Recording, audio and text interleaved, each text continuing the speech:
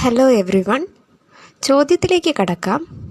ചോദ്യം: ഹൈഡ്രജൻ്റെ അയണൈസേഷൻ ഊർജം dash electron volt ആണ്.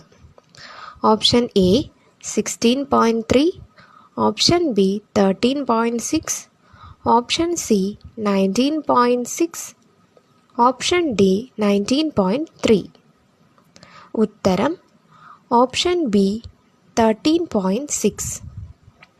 ഹൈഡ്രജൻ്റെ ഫസ്റ്റ് ഓർബിറ്റലിലുള്ള ഒരു ഇലക്ട്രോണിൻ്റെ ഊർജം -13.6 ഇലക്ട്രോൺ വോൾട്ട് ആണ്. ആയതിനാൽ ഹൈഡ്രജൻ്റെ അയോണീകരണ ഊർജം -13.6, അതായത് 13.6 ഇലക്ട്രോൺ വോൾട്ട്. Thank you.